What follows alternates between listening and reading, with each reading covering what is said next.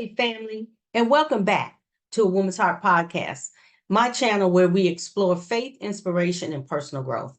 Get ready to dive into insightful discussion about laboratory staffing, augmentation, industry insights, and leadership with a seasoned expert, a woman leading the way in the healthcare pathology industry. Stay tuned as she shares her wisdom, insights, experiences, and mindset of how she's leading the way in the healthcare industry. Keep watching so you can get your blessing. Hi, and welcome to a Woman's Heart podcast, a wellness podcast where we explore faith, inspiration, and personal growth. I'm so excited that you're joining me for another empowering message because today's guest is Miss Michelle Hughes. Michelle is the CEO and president of Pathology Assist-Temp Incorporated, a leading laboratory staffing augmentation company with over 27 years of experience. Ms. Hughes leads the company in providing top-notch staff augmentation services nationwide. And Michelle holds a Master's of Science degree in pathology and undergraduate degree in biology. She brings a wealth of expertise to the business and the industry. Her visionary leadership has propelled Pathology Assist-Temps to become a trusted resource for health care organizations, recognized as an MBE by both the NMSDE, I have to say it out, NMSDC and Prince George's County Supplier Development Diversity Division, which is awesome. So think of me as your Chief Encouragement Officer, setting the stage to delve into Michelle's journey and lead the way as she's leading the way and empowering others in her field of work. Welcome to the show, Michelle. Thank you. Edna, thank you so much for having me today. I appreciate this opportunity, and I love to talk about what we do and getting people interested in the STEM or science, technology, engineering, and mathematics field. Awesome. I love that. And I think too, as we jump in, let's just dive right on in. So what would you like to share with us from your heart, who you are and what makes you get up in the morning? Oh, absolutely. I have been blessed with excellent health and a desire to provide excellent patient care, all while controlling my time and schedule, when I like to work, how I like to work. And so happy workers provide the best patient care. That's real. That's true. I love Yeah. that. So why don't you share with us your story behind the founding of Pathology Assist-Temp? Because it's very much of a, to me, it's almost like a niche organization, you know, with you having this. And I want to find out what inspired you to enter the field of laboratory staff and augmentation. Really just kind of share your story because you have had to take a leap of faith and have the Yes. right mindset to do it.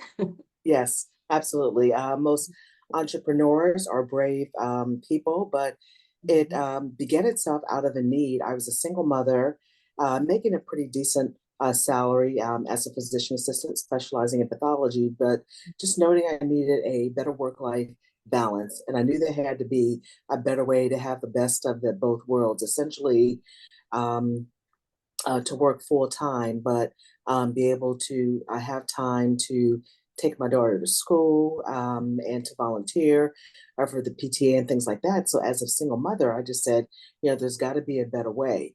So essentially, after taking a leap of faith, taking out a home equity line of credit, so I would have money just in case. I took a leap of faith and Exactly. made my availability from 10 a.m. to 5 p.m. And in the DMV or DC, Maryland, Virginia, traffic gets kind of crazy. And so I would get to work, but I was always late picking her up from daycare and rush to get home to make dinner. And so I reset my hours as 10 a.m. to 5 p.m. Weekdays so that I would have time to take her to school, get to work, and leave by 5 p.m. so I could get that or meet the 6:30 deadline for daycare. And then as people I came to accept it or different hospitals and companies, I then went to Monday, Wednesday, Fridays, and weekends. And Tuesdays and Thursdays, I essentially had that time to be a part-time stay-at-home mom and be able to participate in my daughter's school and activities. So that is my story. And of course, my mother, my late mother, God rest her soul, she was a nurse. My father has always been a business owner. So I kind of put those two together. I kind of grew up with it Okay, you know, my mom was a medical person, my dad was a business person, Right. and so by the time I was in my teenage years, I was just looking for something and kind of had it in the back of my mind, so that by 2004, I was definitely ready to take off and set it. I set up my own company by example of both my parents. I love that. And then, so with that too, you being a woman of color in STEM, right? Yes. What made you stay on that path? Because a lot of young girls get on that path and they end up doing something different because they find themselves not being as confident as the boys in the class, or they get a little shy around the math and science piece. What got you so fired up to keep going? Oh, yes. I would say I've always kind of had a knack and interest in mathematics and science. Yeah. My mother being a nurse, the whole anatomy and patient care that I just came second nature. But Right. I was in an ancient history class. Mhm. I was 12 years old in seventh grade, and we were talking about ancient Egyptian mummies. And it was the first time I heard the word pathology. So I'm like, oh Right. my gosh, what is that? And these mummies and stuff, that just got me so inspired. And so Right. I had supportive teachers in junior high. And by junior Mhm. high, I'm kind of aging myself because now it's middle school. but in junior high, I just had really supportive teachers for the STEM careers and into high school, and just very encouraging. I love that. That is so good. And it does show that it makes a difference when you have educators who pour into you and keep you Absolutely. going. Yeah, so I love that. So with the over 27 years of experience in the industry, Michelle, what are some of the key challenges you faced, and how have you navigated them to ensure the success and growth of Pathology Assist-Temp? Oh, sure, absolutely. Yes, it's Mhm. tough for any small business to actually stay in business, and especially with our inception in 2006, and we're still running. Mhm. Um, from 2006 to 2019, we were Mhm. strictly providers of staffing augmentation and Mhm. elective surgery. Okay. So fast forward to the pandemic, and elective surgeries were canceled, and clients just didn't have work for us. And so we found that we had to pivot into research um, because that was more long term. Most of the time, it was covered by grants. So we started delving into a little bit of our research staffing, and also into the government arena, because prior Mhm. to the Yes. pandemic, we strictly only did commercial private hospitals and healthcare systems. So once the pandemic hit, we pivoted into research and also doing government contracts. So that has been a change. And of course, the government now has a commitment to small businesses for a 30-day pay. So it's definitely Right. made it more appealing. So that's what we've had to pivot to. And then also Yes. we had to pivot into along research, actually recovery tissue from cadavers, whether we would do brain retrievals from patients who decide to donate parts of their body to science. So that's been something new that we've had to delve into as well. So we recently got a contract with a major hospital in the DMV for doing brain and tissue retrieval. So that's been new. Awesome. Yeah. Congratulations. That's wonderful. You're so inspirational. I love it. And I think the next question I really want to ask, because being a woman of color in an industry like this where you are, Right. how do you feel like you're impacting those around you that look like you? I mean, that I'm sure they're inspired. They want to like work with excellence and just get in your space. So how how do you think that you being a woman of color in this industry and being able to navigate the way you have with such excellence, how is that impacting the people around you, you think, the other women of color around you? I think that it is inspiring them to go beyond associate's degrees. For instance, nursing assistants have an associate degree, or Mhm. a medical laboratory science technician has an Mhm. associate degree, because maybe they Right. just haven't seen, I guess, the pluses, or had the monetary means to go beyond and get a bachelor's degree. So I've been able to talk with them, and Awesome. you just don't have to stay at the level of a CNA or certified nursing assistant. Not that there's anything wrong with that, if that's what you want to do, but um, letting them know that there's a possibility to do something different. And typically, in an average sized hospital, there's only one physician assistant who specializes in pathology. So a lot of Mhm. people don't know. And they also don't know that there's only about 2,600 physician assistants in pathology across the entire United States, and that only 100 of the 2,600 of us are people of color.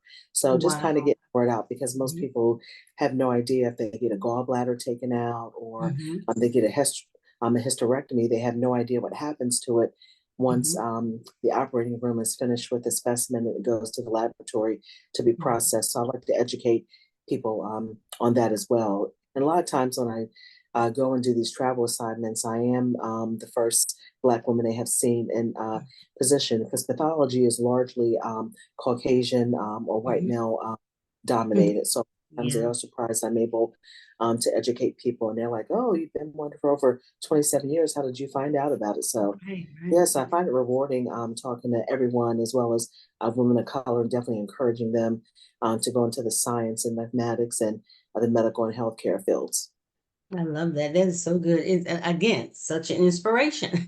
Yeah, So, thank as a you. leader in this field, what sets Pathology Assist-Temp apart from other laboratory staff and augmentation companies, and what strategies have you implemented to maintain a competitive edge in the market?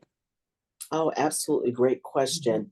Mhm. What's set us apart initially is that we were willing to work evenings and weekends. We didn't um, strictly adhere to the 9 to 5 p.m. model. And so, a lot of times if there's surgeries and the surgeries run over on Fridays, patients want to have the results by Monday. So someone needs to come in on Friday evenings and Saturday and Sundays to clean up the leftover work. So we set ourselves apart by allowing evening and weekend shifts that are available.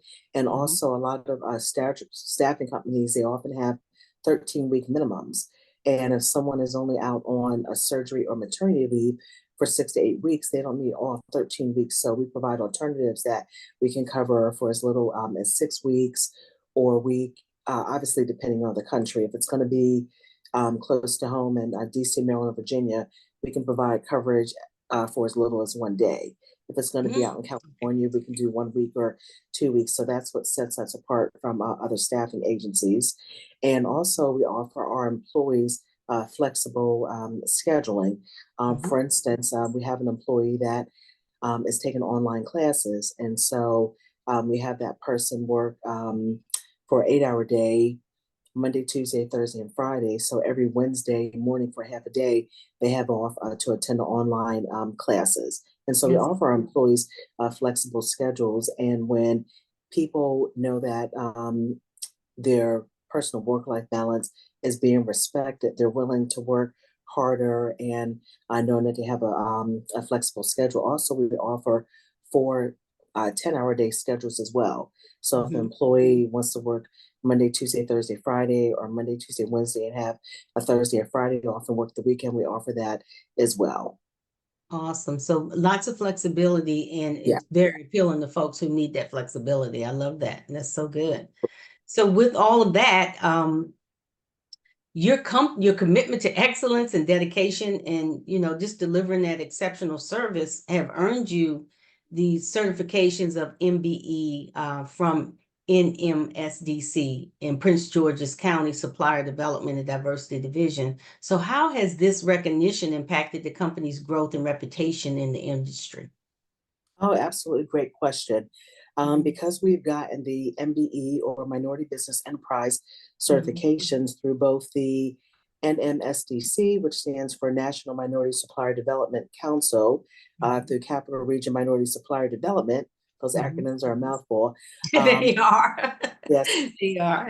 they've already done the legwork to certify our business, to confirm that we are who we are, that we have other certifications and education levels, and also the minority designation, and also through Prince George's County Economic Supplier Development, which I have to say Prince George's County really leads the way in Mm. supporting minority and women-owned businesses. So because those two entities have done the research, and we can put those on our website and our email signatures, we're really much more respected, and people, oh, okay, trusting organizations, and they're willing to give us a shot and a chance, and allow us to get our foot in the door. So that has been fantastic.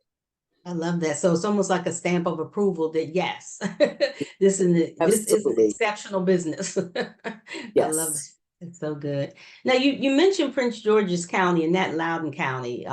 So was the draw for Prince George's County because you got the certification through where you got it through, or just that was you kind of went that direction? What was the shift? Oh, okay, absolutely. Yes. Although the business is based in Western Fairfax County, we had a draw towards Prince George's County because Prince George's County offers a lot of supportive workshops and know-how how to set the business up. Prince George's County also leads the DMV in having what's called industry days. So at the industry days, area employees or hospitals, organizations will come there. And so through Prince George's County and attending other industry days, we were able to pick up 2 contracts in late 2023 due to our Prince George's County outreach of the small businesses. So yeah, So they kudos to sound them. like they have a lot of resources over there. Oh, yes. Yeah, Yes, that's absolutely. A lot of resources, and Prince George's County is great about opening up to businesses that are actually outside of Maryland as well. So through our Prince George's County now, over 60% of our contracts are in Maryland. That's Yes, really that speaks volumes, it does. It yes, really speaks absolutely. volumes. And you could probably do a commercial for them. Yes. Just with what you Prince just said. George's County Development Authority. I love that. We have to put that out there as a commercial. Let Yes. folks know, that's good though. It's good news though. I'd love to hear that. So could you tell us more about the services offered by Pathology Assist-Temp and how they cater to the diverse staffing needs of healthcare organizations across the nation? Oh, yes, absolutely. As people have moved on from the pandemic, having a 5-day work week where you work 8 hours a day, that is no longer the norm. People don't want that. They've seen the flexibility they've had through the pandemic. And so we cater to diverse staffing needs. If an employee needs a religious holiday off, we're able to offer that. If they want a Sunday through Wednesday schedule, have Thursday off and work on a Friday, we've also offered that, and that caters to diverse populations, and often people in their 40s who are sandwiched between taking care of their parents and taking care of their children. So we've been able to offer them diverse schedules as well. That's awesome. So, and Michelle, how do you find staff to staff up your company? Do you go and look for folks, or they're coming to you because they know what you do, or because you're in that industry, just kind of word of mouth? Oh, sure, absolutely, yes. Excuse me, sorry about that. We I have quite an extensive network since I've been doing this since 2006. So about 50% of the time it'll spread by word of mouth, but then there's social media such as Facebook and LinkedIn that we do recruit employees. And as we started to get larger, we've had to go to Indeed and Simply Hired and Next and other organizations like that to recruit employees. Awesome. Have you at any point gone to any of the colleges where they have always have those recruitment opportunities? Have you tapped into that yet, the academia side? We have not, but we're hoping to do some work in the future with Boise State University in Maryland, Morgan State University, and my alma mater, Gettysburg College for Pennsylvania. I have to shout out Gettysburg College, of course, in Pennsylvania. So yes, we have done some minor work with Gettysburg College, and we hope to expand it more to some HBCUs in the area, as well as community colleges, as well as George Mason University, which is in my own backyard. Yeah, George Mason, all the HBCUs are amazing, but George Mason, like you said, it's like literally in your own backyard. I love that. Thank you so much for sharing that. So can you share your information with the audience, just in case someone wants to further the conversation, the information, your website, your email, and how can someone get in touch with you? Oh, yes, absolutely. They can get in touch with me anytime through info at pathology-assist-temp.com. That's info at pathology-assist-temp.com. Or Mhm. they can go to my website anytime at www.pathology-assist-temp.com. That's www.pathology-assist-temp.com. Thank you so much for that. And so you are a business owner, Michelle, educator, change maker. What's next for you, Michelle? Oh, what's next for me is lining up more government contracts Okay. and being able to do some do more career exploration days for young girls, because we find Mhm. that oftentimes the ages between 11 and 14 are the most influential to get girls into STEM. So I Yeah. hope to free up my time more to attend not only college fairs, but career exploration days for middle school and high school students, and also reach out to some religious organizations, Methodist AME churches or Baptist churches, do some career fairs in the area to let them know that, there's physician assistants or people like me of color, and we really can excel in the STEM, healthcare, and medical fields. I love that. That's so good. So you are truly giving back Yeah. as a change maker. I mean, you're like impacting the world around you. So thank you for what you do and thank you for your service.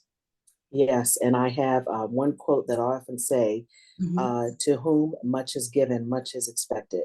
Yes, yes, I love that. So, Yeah. Michelle, it's been a pleasure having you on the show today, and I want to thank you for taking the time out of your busy schedule because I know you're right now at work. Yeah. You are working somewhere else, so you took the time out to really jump on this call and share your wisdom and your expertise with us, and we appreciate you so much. Oh, you're so welcome. Thank you so much, Edna, and I look forward to working with you in the future on any opportunities and how I can help in the community. Yes, we're gonna work. We're gonna be working together. I keep hearing these bells ringing every time you say STEM and young girls. I'm like, oh my gosh, get Yeah. some programming in place. So as we wrap up, I want to say we have enjoyed you, Michelle, and I hope that the audience has truly enjoyed you as well. I want them to remember to share this podcast, like and subscribe, and tell a friend. And you can connect with me at voemetoday@gmail.com and learn more about Voices of Encouragement services and resources at voicesoфencouragement.com. And remember, be bold, be kind, be true, be you. And until we meet again, Ephesians 4:1, walk worthy of the call for which you were called.